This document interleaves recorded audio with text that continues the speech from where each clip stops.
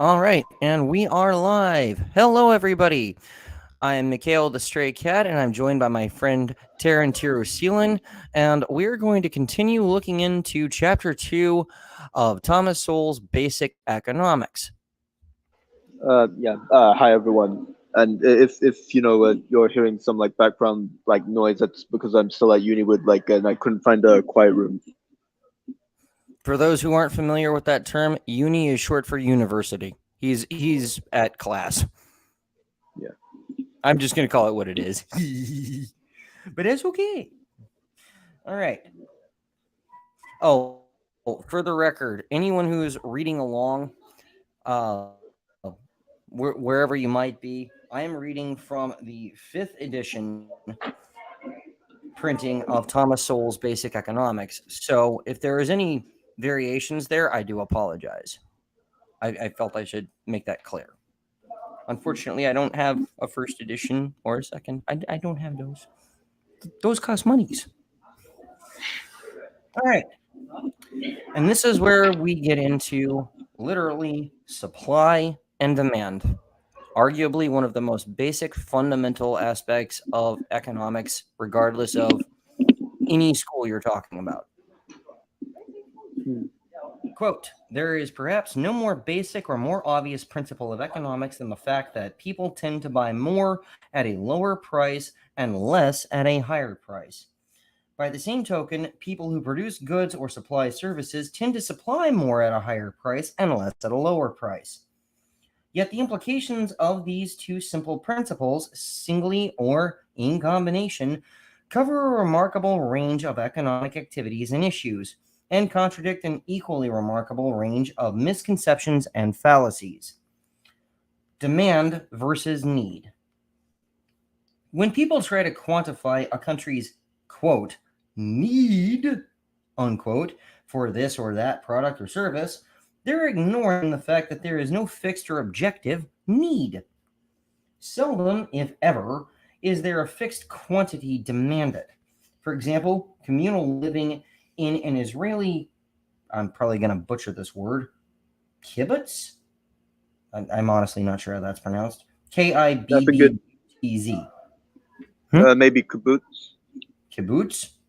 Could be. Maybe. I I'm not. I honestly don't don't know. speak Yiddish. Yeah, I Maybe we don't can know. ask Ben Shapiro. Hey, Ben. How do I pronounce this word? Kibbutz. Yeah, I Oh, bet he would laugh us off the stage for that one. hmm. Nevertheless, living in an Israeli kibbutz was based on its members collectively producing and supplying each other with goods and services without resort to money or prices. However, supplying electricity and food without charging prices led to a situation where people often did not bother to turn off electric lights during the day, and members would bring friends from outside the kibbutz to join them for meals. But after the kibbutz began to charge prices for electricity and food, there was a sharp drop in the consumption of both. In short, there was no fixed quantity of need or demand for food or electricity, despite how indispensable both might be. Likewise, there is no fixed supply. Statistics on the amount of petroleum, iron ore, or other natural resources seem to indicate that this is just a simple matter of how much physical stuff there is in the ground. In reality, the costs of discovery, extraction, and processing of natural resources vary greatly from one place to another. There is some oil that can be extracted and processed from some places for $20 a barrel, and other oil elsewhere that cannot repay all its production costs at $40 a barrel, but which can at $60 a barrel. With goods in general, the quantity supplied varies directly with the price, just as the quantity demanded varies inversely with the price. When the price of oil falls below a certain point, low yield oil wells are shut down because the cost of extracting and processing the oil from those particular wells would exceed the price that the oil would sell for in the market.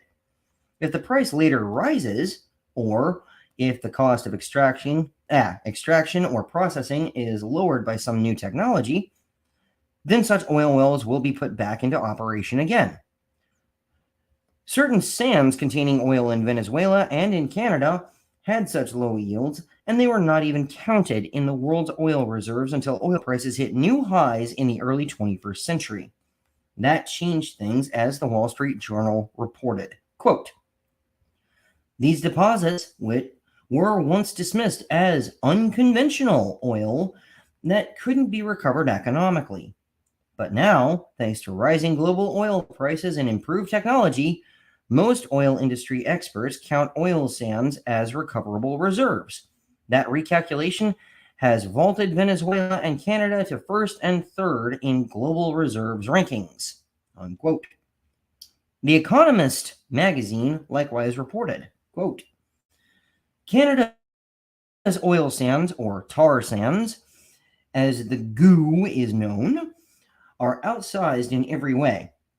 They contain 174 billion barrels of oil that can be recovered profitably, and another 141 billion that might be worth exploiting if the oil price rises or the costs of extraction decrease, enough to give Canada bigger oil reserves than Saudi Arabia." Unquote. In short, there is no fixed supply of oil, or of most other things.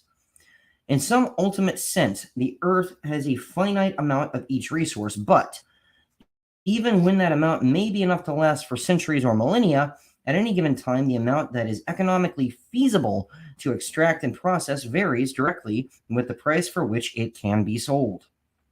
Many false predictions over the past century or more that we were, quote, running out, quote, of various natural resources in a few years were based on confusing the economically available current supply at current prices with the ultimate physical supply in the earth, which is often vastly greater. Okay, let me stop right there. Tharun, what are your thoughts on this? Yeah, like the oil stuff, like but I think like Soul's just I don't think I got all of that properly. Like Soul was like describing like certain like processes or something would make like Canada's like oil reserves greater than like Saudi Arabia. Well, like this is only my thoughts here. I think what they're really getting at is that, well, yes, there may well be a finite amount of resource X, Y, or Z here on Earth, whatever it might be. In this case, we're talking about oil, but this probably could apply to almost anything, right? I think what they're getting at here, especially considering that this segment starts off literally in big, bold letters with supply and demand. I think what they're getting at here is that the available supply of anything, meaning that which can reasonably be extracted for use for whatever purpose one might have in mind.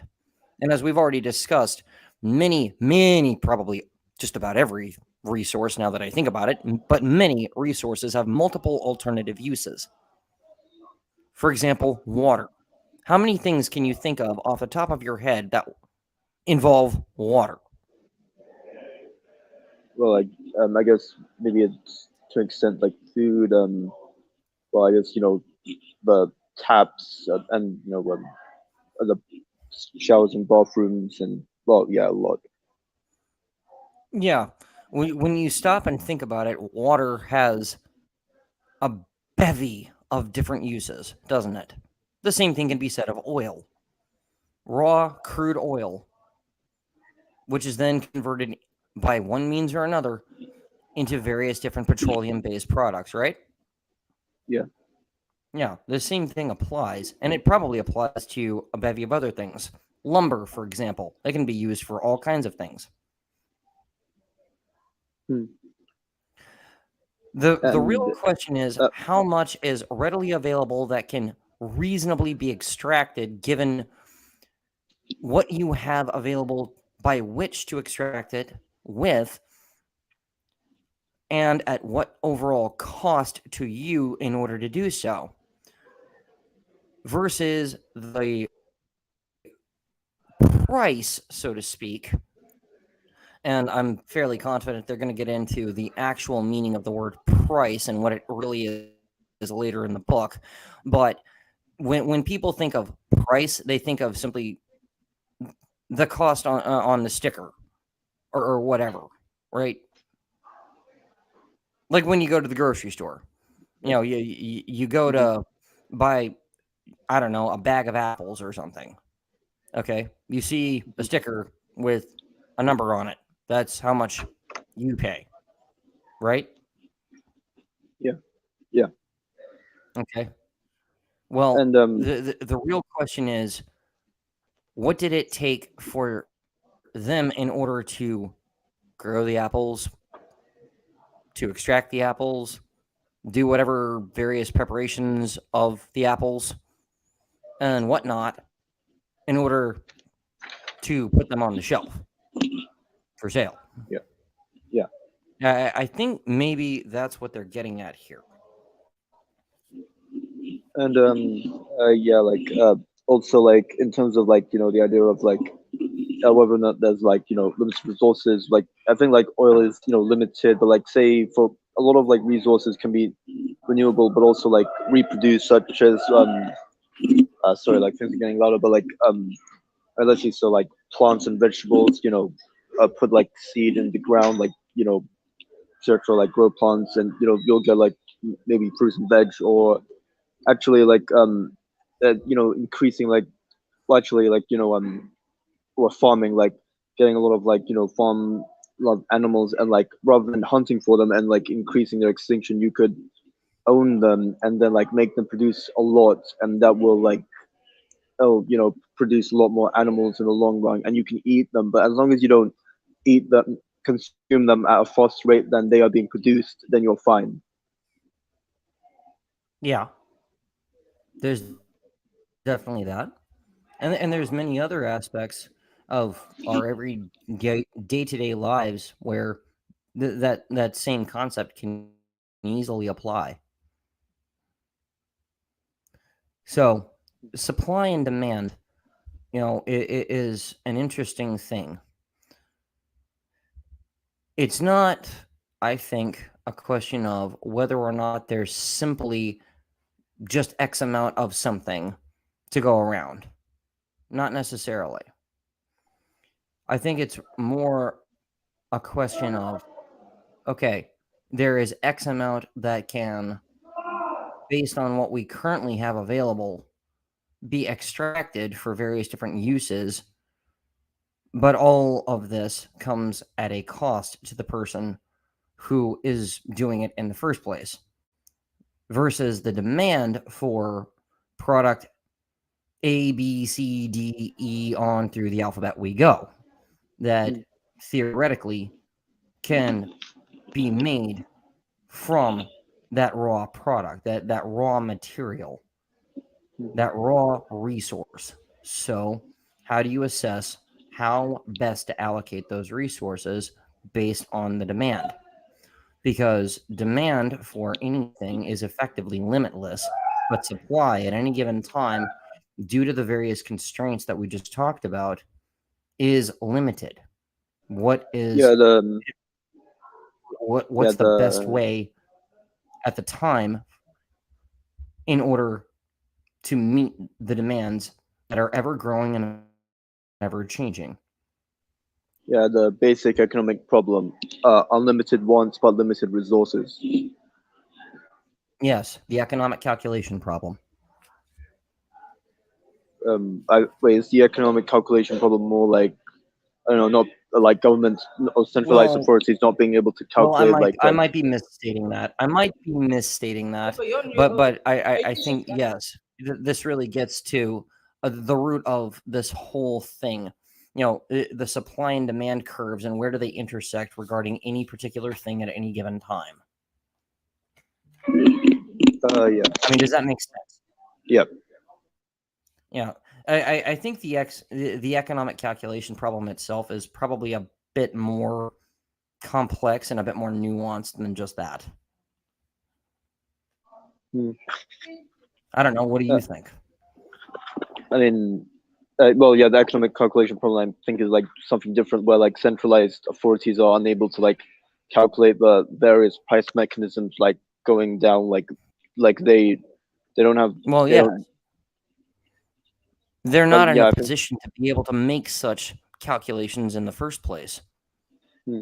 because it's impossible for a centralized, a set of central planners, whoever they might be, it's impossible for them to know throughout an entire given region, however big or small it might be, who wants what for what purpose in place X, Y, or Z that could also go to place A, B, or C for a different purpose, for a different want. It quickly becomes completely incalculable to them. Yeah, I guess You know, I'd like to like.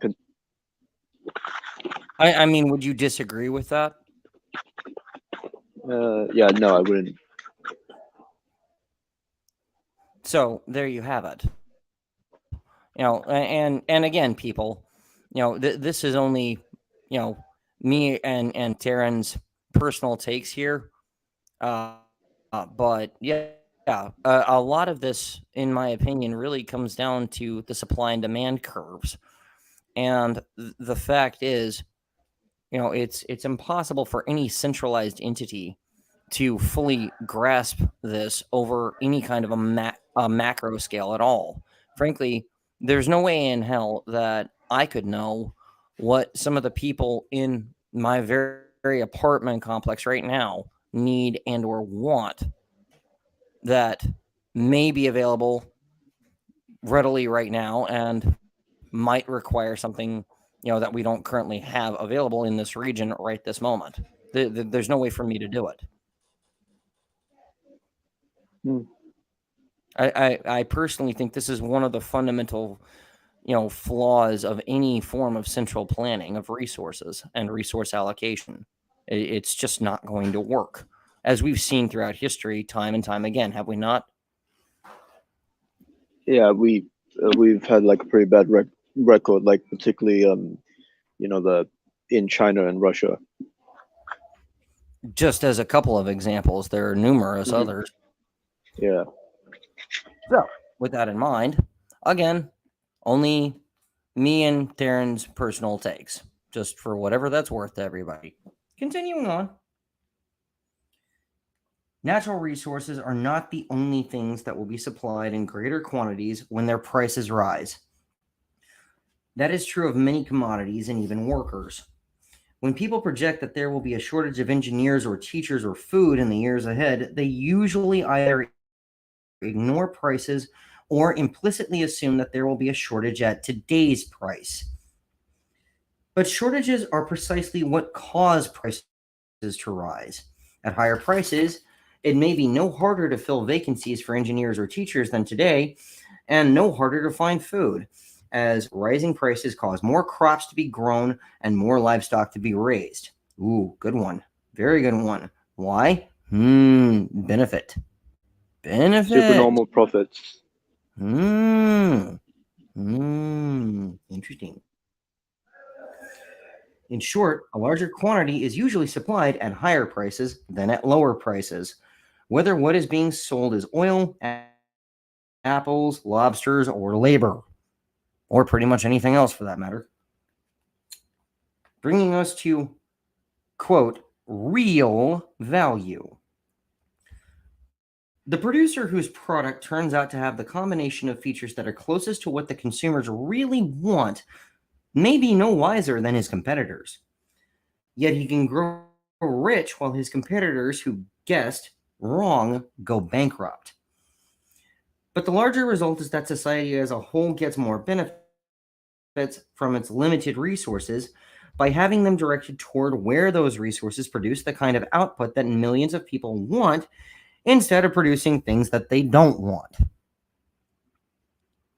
I don't know. That seems pretty straightforward to me. What do you think? Taryn? But yeah, yeah, pretty much. I mean, it seems pretty straightforward to me, but I'm curious to hear your thoughts. Now, does that make sense, or do you have Yeah, anything you want to it, add to that? it's just basic Econ 101, if I'm being honest. Pretty much, yeah. That's what it strikes me as. But then again, let's not forget the title of the book, Basic Economics. Yeah. So there you go. Yet another reason why I would suggest anyone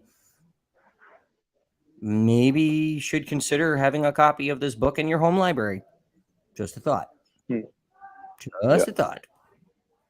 All right, moving on. Simple as all this may seem, it contradicts many widely held ideas.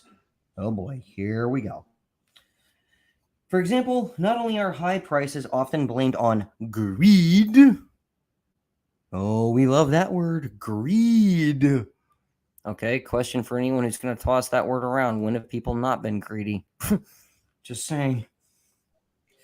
Well, the People, corporations had gotten more greedy, like during the pandemic, way more greedy. Like that's yeah, especially the oil corporations getting a massive, like what much more greedy. Like yeah. usually, like in normal times, corporations would be like increasing their greed by like 1 to 2%, Didn't but now didn't didn't Scuba Steve do a segment on that here not long ago?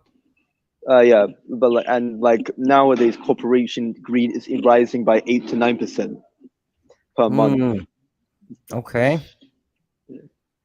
When have corporations not been greedy? I'm just curious. When did that change? They they were sweet individuals before the pandemic. Yeah, actually, yeah, we should like ask some lefties that the implication would be that they were much nicer like before, like the Yes, of course. higher inflation like before 2021. That would be Yeah. Yeah, I'd actually love to hear some responses to this question. So, when exactly were corporations not greedy? Can you point me to that? What changed? Mm. yep. Okay. For example, not only are high prices often blamed on greed, people often speak of something being sold for more than its real value, or of workers being paid less than they are really worth, or of corporate executives, athletes, and entertainers being paid more than they are really worth. Okay. So who decides who or what is worth what? How do you decide this? It seems very subjective to me. I don't know. The fact that prices fluctuate over time and occasionally have a sharp rise or a steep drop misleads some people into concluding that prices are deviating from their real values. But their usual level under usual conditions is no more real or valid than their much higher or much lower levels under different conditions. When a large employer goes bankrupt in a small community, or simply moves away to another region or country, many of the business's former employees may decide to move away themselves from a place that now has fewer jobs. And when their numerous homes go on sale in the same small area at the same time, are we seeing where this is going? The prices of those houses are likely to be driven down by competition. Imagine my shock. Yeah, cause and effect. Like Yeah, huh? yeah, Go it's ahead. yeah, cause and effect. Capitalism is pretty dynamic, and like when there's a problem, like that the problem like pretty much has a signal to like solve. There's an incentive to solve that problem with like high prices. Like high prices means Yeah, high profits, which encourages people to come into that market. pretty much. Yeah. It incentivizes people because of the perceived benefit of doing so, which is not to say the benefit is not real. So, yeah, I'm not seeing a problem here. I'm seeing a market correction by, markets like taking care of business on their own. That's what I'm seeing. I don't know. What do you think? Yeah, I think I've said what I said. Yeah, pretty much. Yeah.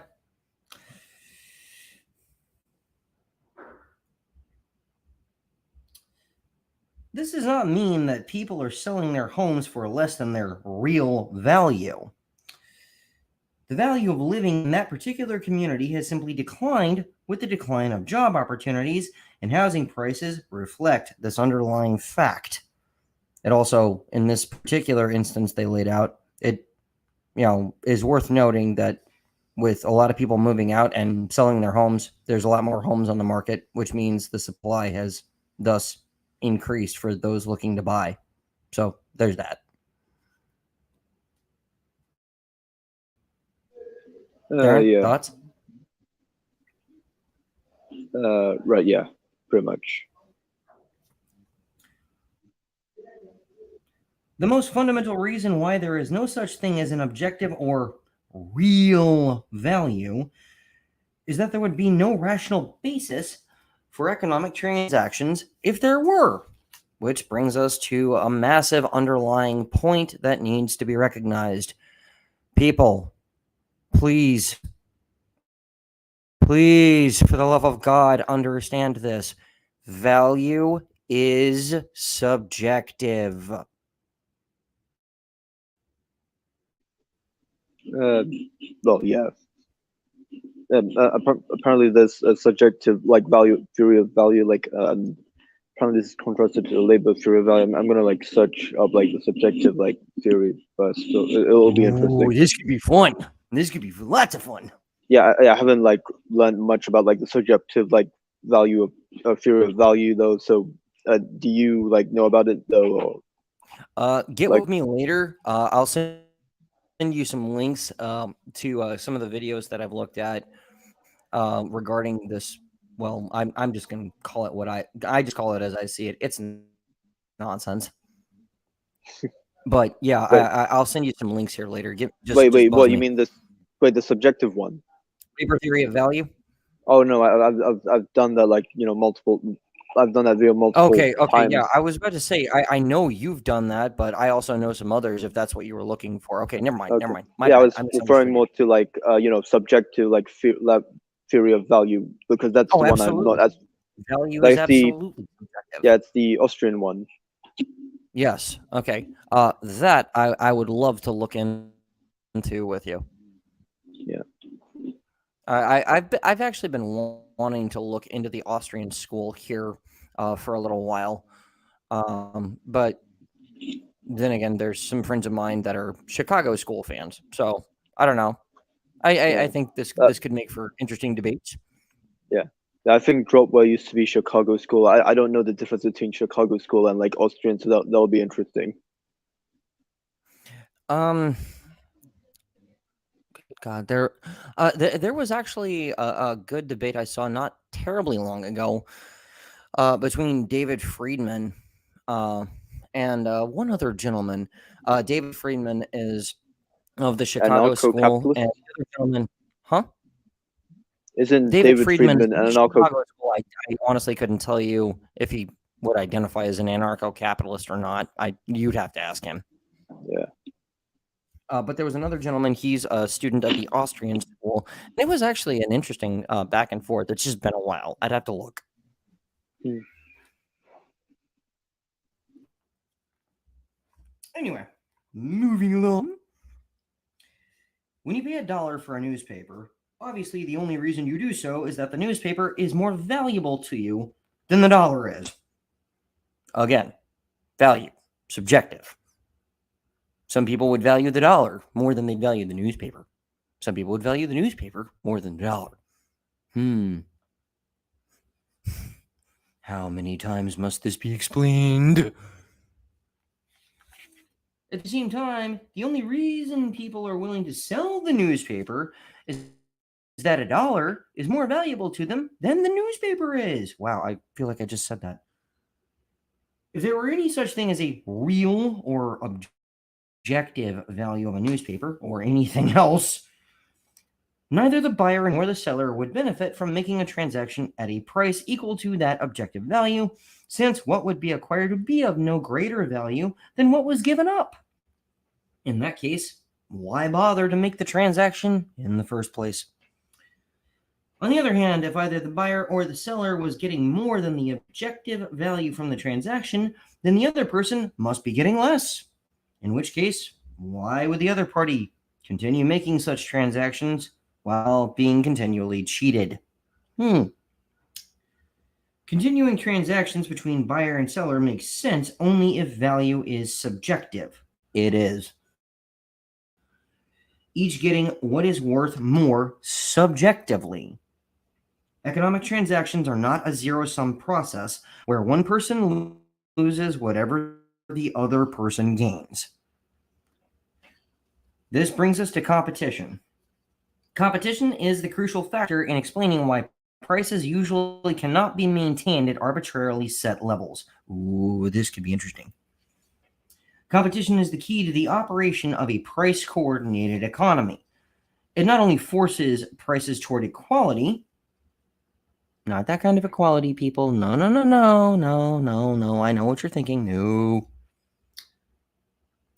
It likewise causes capital, labor, and other resources to flow toward where their rates of return are highest. That is, where the unsatisfied demand is greatest. Wow, it sounds like we just went over that. Until the returns are evened out through competition, much like water seeking its own level. However, the fact that water seeks its own level does not mean that the ocean has a glassy, smooth surface. Waves and tides are among the ways in which water seeks its own level without being frozen indefinitely at a given level. Similarly, in an economy, the fact that prices and rates of return on investments tend to equalize means only that their fluctuations relative to one another are what move resources from places where their earnings are lower to where their earnings are higher. That is, from where the quantity supplied is greatest relative to the quantity demanded to where is the most unsatisfied demand. It does not mean that prices remain the same over time or that some ideal pattern of allocation of resources remains the same indefinitely.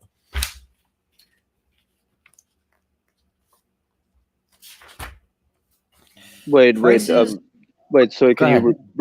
can you repeat those last few sentences about like how it does not mean that prices will remain indefinitely or something? I don't think I got that last few sentences.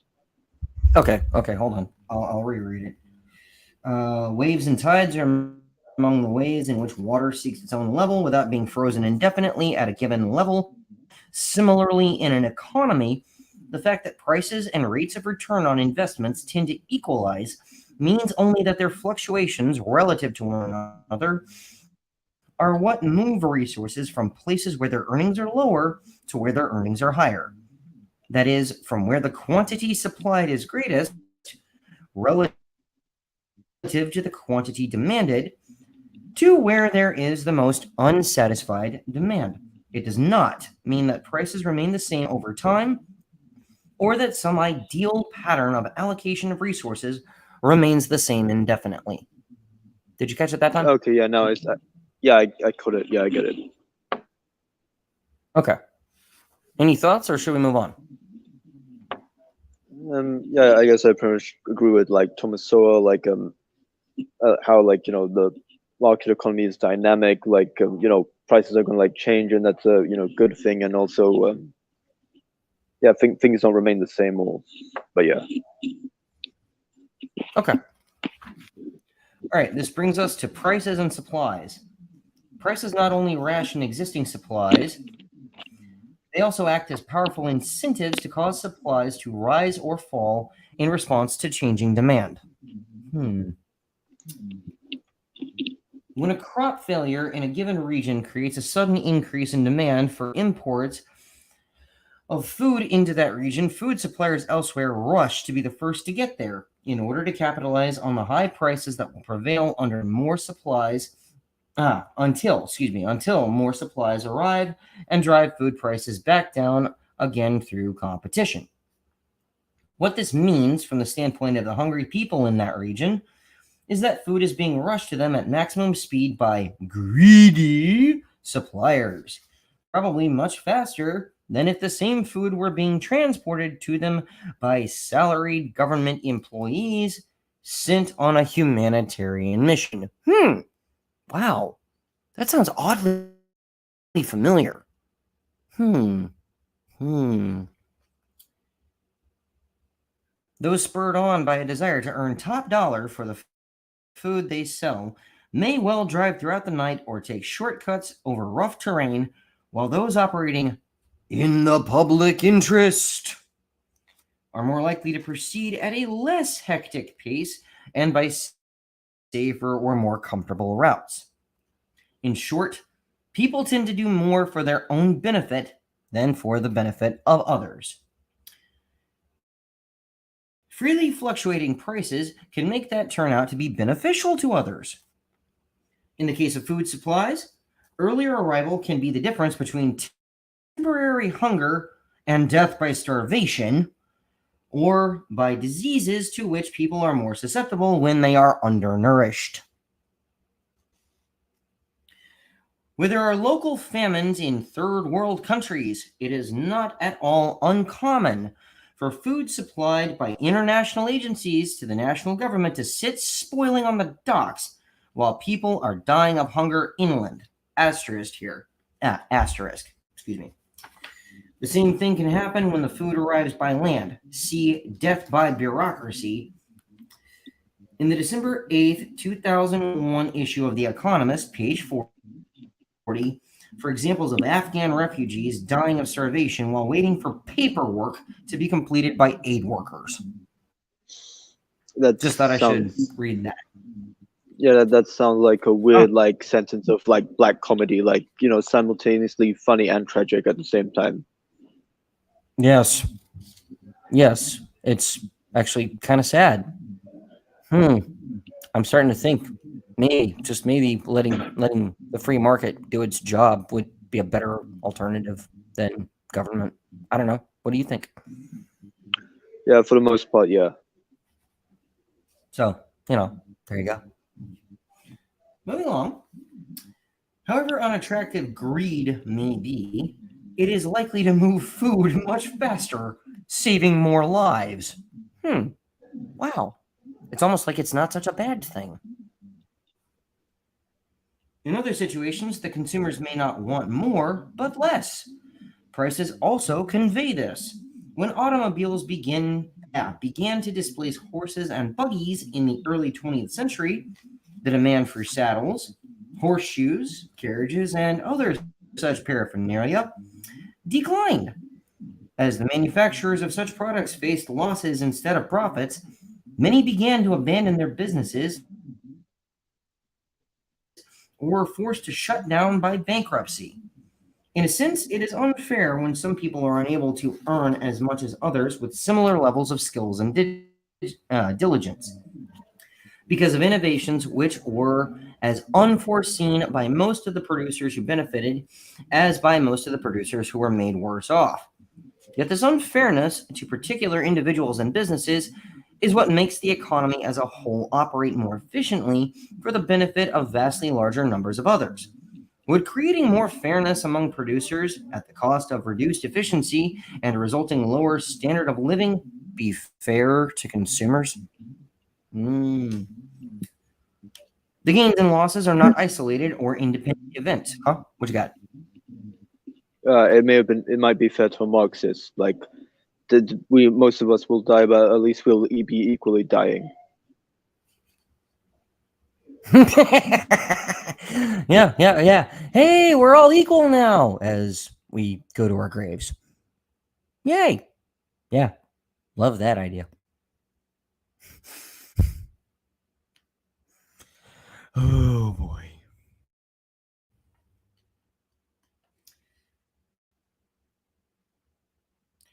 The gains and losses are not isolated or independent events. The crucial role of prices is in tying together a vast network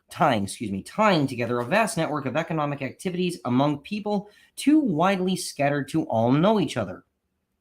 Hey, that sounds kind of like the 6 layers of separation that, by which everyone is connected somehow. It sounds like that thing. I don't know. However much we may think of ourselves as independent individuals, we are all dependent on other people for our very lives, as well as being dependent on innumerable strangers who produce the amenities of life. Few of us could grow the food we need to live, much less build a place to live in, or produce such things as computers or automobiles. Other people have to be induced to create all these things for us, and economic incentives are crucial for that purpose. As Will Rogers once said, quote, "We can live a day without depending on everybody," unquote. Prices make that dependence viable by linking their interests with ours. This brings us to, what you got? Oh well, what was I going to say? Like, yeah, I was about to say something. So, oh yeah, forced altruism. Yeah, I'd basically argue this is like forced altruism, which I think is a good thing. But like, someone like Kirk Wilcox would probably disagree. But yeah, who knows? Maybe I don't think I it's so would like. much forced altruism. Well, this is just my take. I don't think it's so much forced altruism. It's forced self-interest. It's forced self-survival. Yeah, but you're still And like helping people. Oh Like yes, you're still you're like helping absolutely people. still helping people if you're producing things that they want. Absolutely, Yeah. but you're doing it not on a personal level for their benefit. You're doing it for yours. Yeah, that's why I'm saying forced altruism. I guess you could say that, Yeah, but yeah, it's not necessarily altruism yeah, as some that's why. people would describe Yeah, it. like yeah, that me and like Kirk Wilcox might butt heads with that. Like at some point, who knows? Like maybe I'll make a response. But yeah, he makes really good videos nonetheless. Like a really good like he's really improved definitely in the last year or two. Like as his drug war video was good. Like he's like maybe like videos like on I think was it Iran like was interesting. You might disagree with it, like because he's more interventionist on foreign policy. I think Kirk, but let's see. It Oh, could and be his worth a watch. internet, yeah, yeah. But his internet like video was really good. Did you check out his internet video? No, I Response to have not second had a court. chance. Send me a link here later, and I'll check that out. Yeah, yeah. Would recommend to like everyone else. Although I'm going to like leave soon anyway, so yeah, Okay. maybe we could like maybe I'll stay for a few more minutes. Okay, we've only got 2 more pages, and this chapter's done. Oh, okay, then I guess you just read the last 2 pages without interruptions, then we're good. Okay, that'll work. All right, this brings us to unmet needs. One of the most common and certainly one of the most profound misconceptions of economics involves unmet needs. Politicians, journalists, and academians are almost continuously pointing out unmet needs in our society that should be supplied by some government program or other. Well, that's impossible. Most of these are things that most of us wish our society had more of. What is wrong with that? Let's go back to square one. If economics is the study of the use of scarce resources which have alternative uses, then it follows that there will always be unmet needs. Some particular desires can be singled out and met 100%, but that only means that other desires will be even more unfulfilled than they are now. Anyone who has driven in most big cities will undoubtedly feel that there is an unmet need for more parking spaces. But while it is both economically and technologically possible to build cities in such a way to have a parking space available for anyone who wants one, anywhere in the city at any hour of the day or night, does it follow that we should do it? The cost of building vast new underground parking garages, or of tearing down existing buildings to create parking garages above ground, or of designing new cities with fewer buildings and more parking lots, would all be astronomically costly. What other things are we prepared to give up in order to have this automotive utopia? Fewer hospitals? Less police protection? Fewer fire departments? Are we prepared to put up with even more unmet needs in these areas? Maybe some would give up public libraries in order to have more places to park. I don't recommend this, by the way. But whatever choices are made and however it is done, there will still be more unmet needs elsewhere as a result of meeting an unmet need for more parking spaces. We may differ among ourselves as to what is worth sacrificing in order to have more of something else. The point here is more fundamental. Merely demonstrating an unmet need is not sufficient to say that it should be met, not when resources are scarce and have alternative uses. In the case of parking spaces, what might appear to be cheaper when measured only by government expenditures would be to restrict or forbid the use of private automobiles in cities, adjusting the number of cars to the number of existing parking spaces instead of vice versa. Moreover, passing and enforcing such a law would cost a tiny fraction of the cost of greatly expanding the number of parking spaces.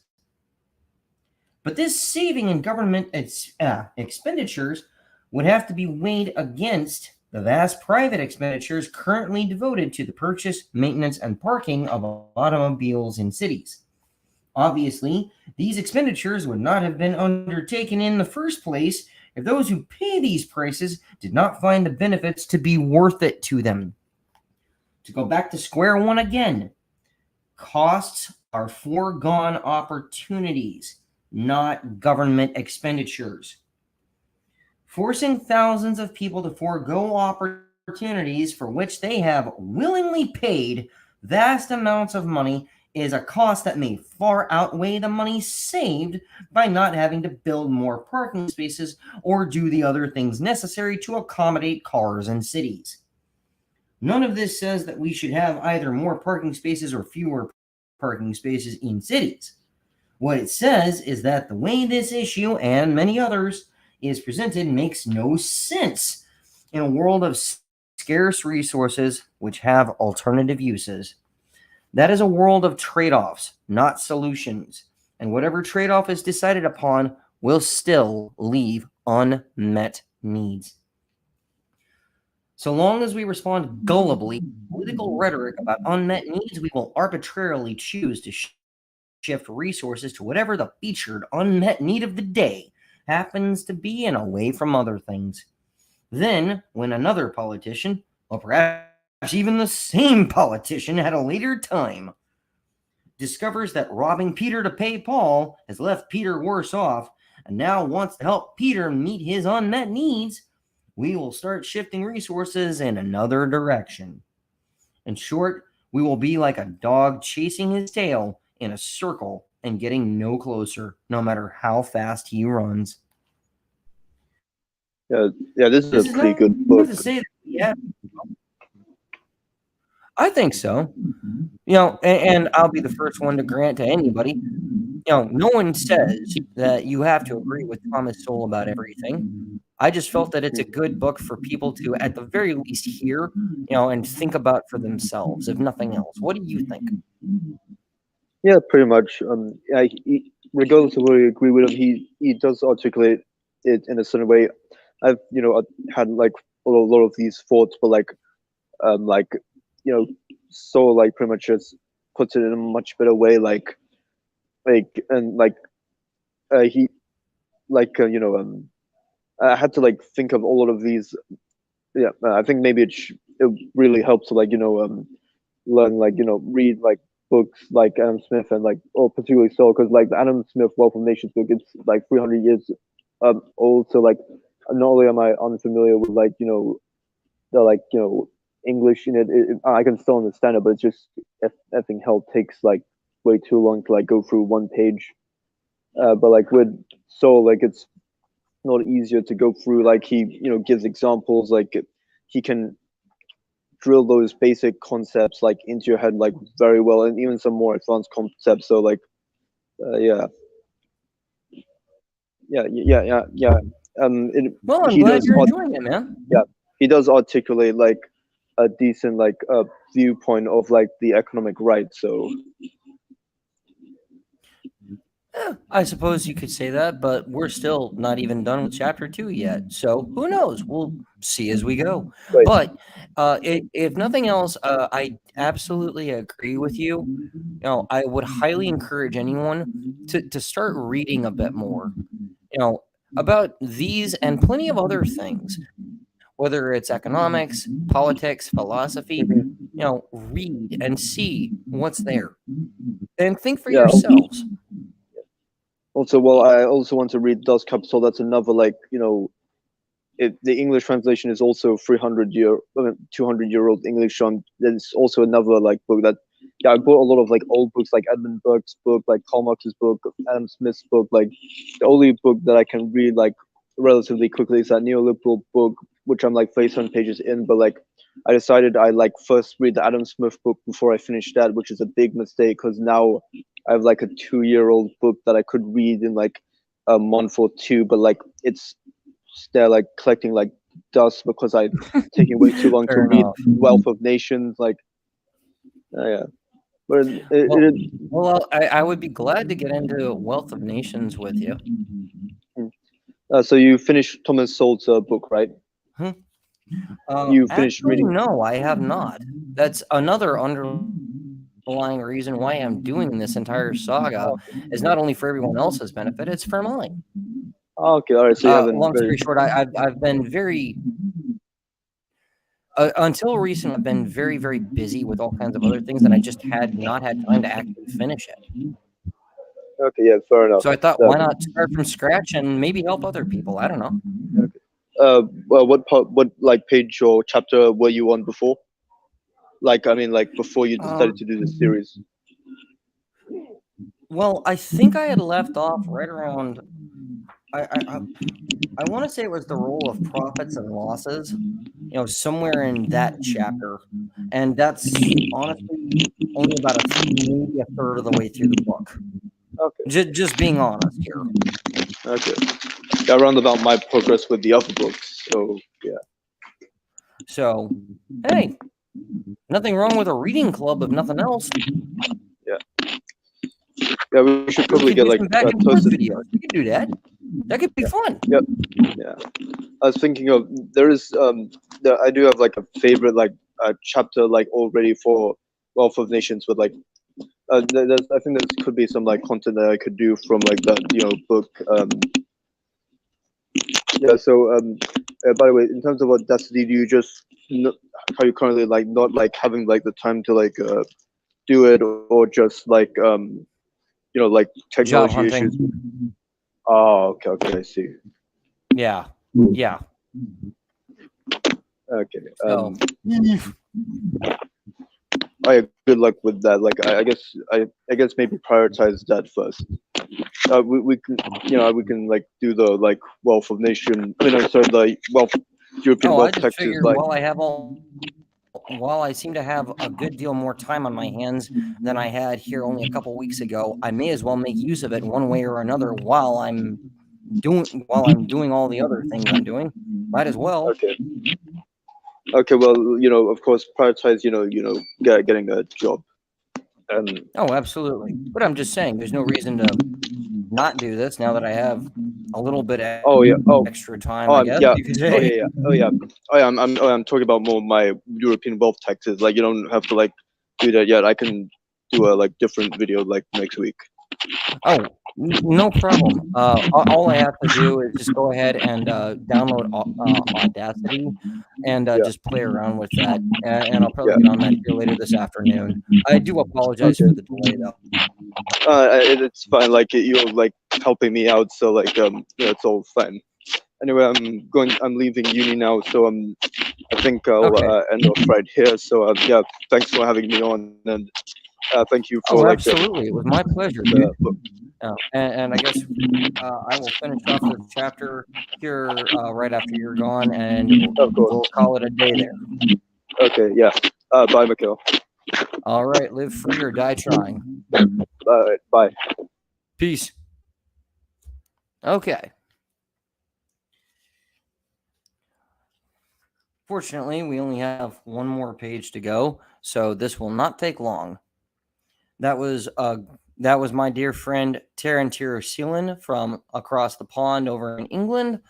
And I am very, very glad that he joined us for this. Continuing on, this is not to say that we have the ideal trade offs already and should leave them alone. Rather, it says that whatever trade offs we make or change should be seen from the outset as trade offs, not meeting unmet needs. The very word needs arbitrarily puts some desires on a higher plane than others as categorically more important. But, however urgent it may be to have some food and some water, for example, in order to sustain life itself, nevertheless, beyond some point, both become not only unnecessary, but even counterproductive and dangerous. Widespread obesity among Americans shows that food has already reached that point, and anyone who has suffered the ravages of flood, even if it is only a flooded basement, knows that water can reach that point as well. In short, even the most urgently required things remain necessary only within a given range. We cannot live half an hour without oxygen, but even oxygen beyond some concentration level can promote the growth of cancer and has been known to make newborn babies blind for life. There is a reason why hospitals do not use oxygen tanks willy-nilly. In short, nothing is a need categorically, regardless of how urgent it may be to have particular amounts of at particular times and places. Unfortunately, most laws and government policies apply categorically, if only because of the dangers in leaving every government official to become a petty despot in interpreting what these laws and policies mean and when they should apply. In this context, calling something a need categorically is playing with fire. Many complaints that some basically good government policy has been applied stupidly may fail to address the underlying problem of categorical laws in an incremental world. There may not have been any intelligent way to apply categorically a policy designed to meet desires whose benefits vary incrementally and ultimately cease to be benefits. By its very nature as a study of the use of scarce resources which have alternative uses, economics is about incremental trade-offs, not about needs or solutions. That may be why economists have never been as popular as politicians who promise to solve our problems and meet our needs. And with that, we conclude Chapter 2 of Thomas Sowell's Basic Economics. Stay tuned for the beginning of Chapter 3, Price Controls. This is going to be good. Until then, as I told Tharun, and I will say again, live free or die trying.